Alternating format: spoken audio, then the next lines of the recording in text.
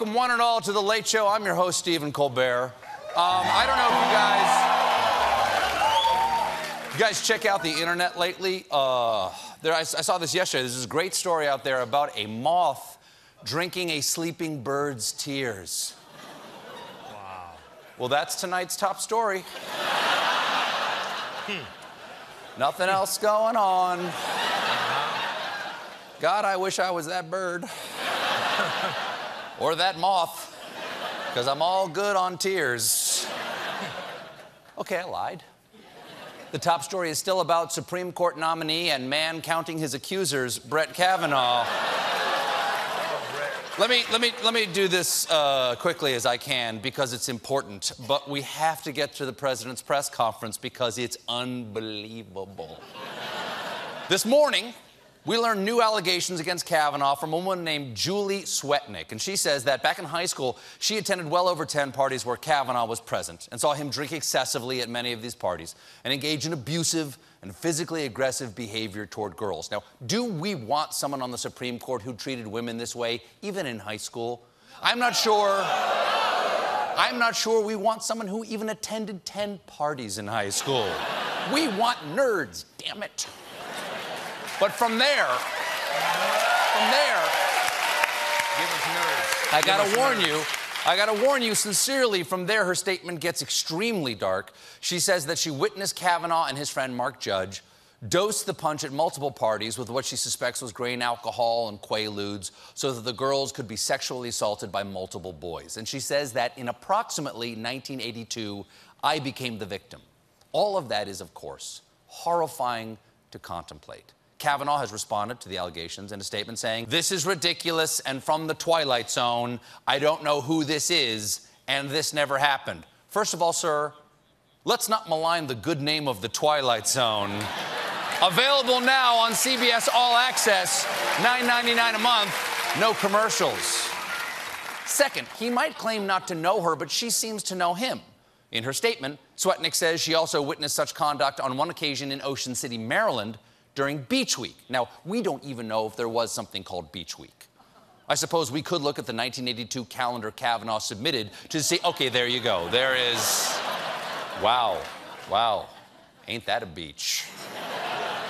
So Swetnick made this sworn statement under penalty of perjury.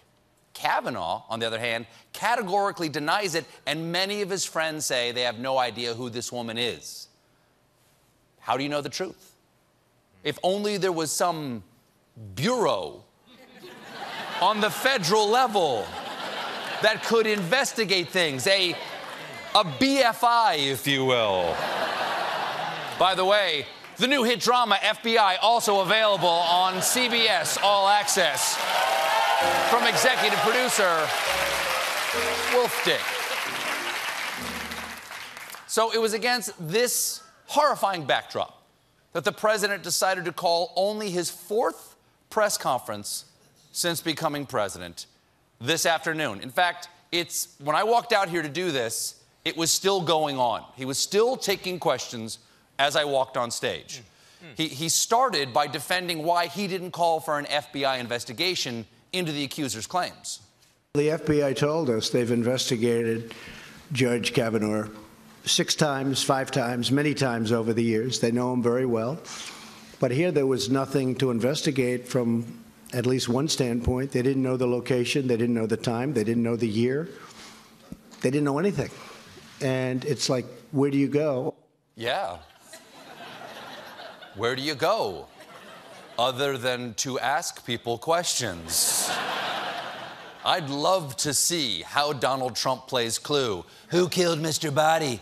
It's impossible to know unless we open that tiny envelope, and we've already opened it 5, maybe 6 times before. Then Trump, Clue fans.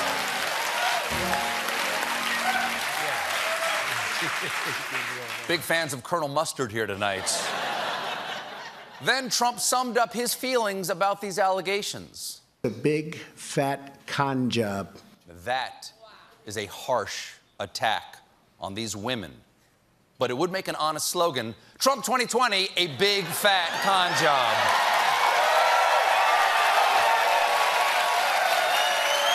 239. Technically a 239-pound con job. He went on to explain that just like everything else, this is all a conspiracy against him. I think when you really look at it all, it's not going to change any of the Democrats' minds. They're obstructionists, and they go into a room, and I guarantee you, they laugh like hell at what they pulled off on you and on the public. They laugh like hell. They laugh like hell. Not as loud as the UN laughed at me, but still pretty loud. Pretty. I like. Hello. Is this on? Hello. It's heavy mic. And when fake news CNN's Jim Acosta got a chance to ask a question, he made a suggestion to the president. If you don't mind, after I'm finished, if Ouija or Hallie or Vivian or one of our female colleagues could go after me, that would be great. Mr. President, just to follow up on these allegations against Brett Kavanaugh. What does he mean by that? Explain. What does that mean? I think it would be great if a female What does it mean? Reporter, no, what does it mean? It would be great if a female reporter would ask you a question about this issue. So if you don't mind, I wouldn't mind that at all. No, wouldn't mind it at all. All right. Well, let me. If I wouldn't make any difference to me. All right. Go ahead. Man, woman, animal, doesn't make any difference to me. I will answer all your questions in a bone-chilling ramble. That being said, kind of a dick move, Jim Acosta. We get it. You're woke. Then, the president warned America that Me Too is an insatiable carnivorous beast that is coming for everyone. People are going to be scared because we could say it about you. 35 years ago, you met, and you might not know what's going on. What is going on? You know, it can happen the other way. Allegations can go the other way also. You understand that. I could pick a woman, and she could have charges made from many years ago also. I mean, really, at this point, pretty much everyone I know has charges against them, so, you know, are you a cop? You have to tell me if you're a cop.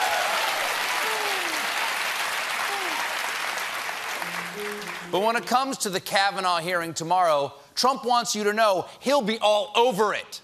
I'm going to be watching, you know, believe it or not. Sir, it's hard to believe you do anything but watch TV.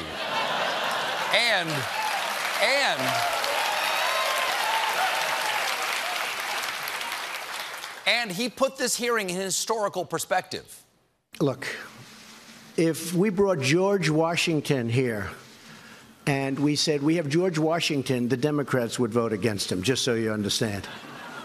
And he may have had a bad past, who knows, you know. He may have had some, I think, accusations made. Didn't he have a couple of things in his past? Yeah, a couple things. That cherry tree, the fake teeth, and, oh yeah, he owned slaves. But Trump knows what these women were going through. It doesn't mean they had to report it, because in some instances, people keep it quiet. It's a very tough situation for a woman, there's no question. And I should know, I have put women in that situation a lot. Okay? I know what I'm talking about.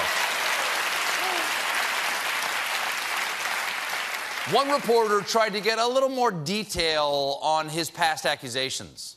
How have your personal experiences being accused by more than a dozen I've been accused. women of I've been sexual accused. misconduct? False accusations. Right. Excuse me. How have those, I've been accused. and Who how got have paid? those Excuse me. shaped- Excuse me. Excuse me. Shut up, reporter lady. I'm trying to tell these people how women deserve to be heard, okay? Excuse me. Just, no. Zip it. Stop. But then, he seamlessly brought it all back to international relations. We were dealing at a very high level with Japan. And I was saying things that nobody in the room even understood. Finally.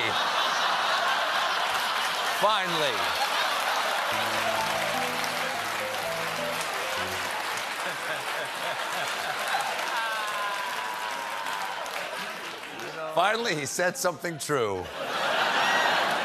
Anyway, The press conference is still going on. It just ended. It just ended. I walked away while he was still on the TV. And I encourage you to go watch it with someone you love. And I can't convey to you the shambling mess that we reassured no one who was going to see it. But they're going ahead with the hearing tomorrow with only one of the accusers, right? Only one of the accusers, no witnesses, and then a vote the next day at 9:30 in the morning. Now, I'm not normally in the business of giving Republican senators advice. But, gentlemen, and I use that term inaccurately, you need to call for an FBI investigation now and get to the truth of all these dark allegations. Or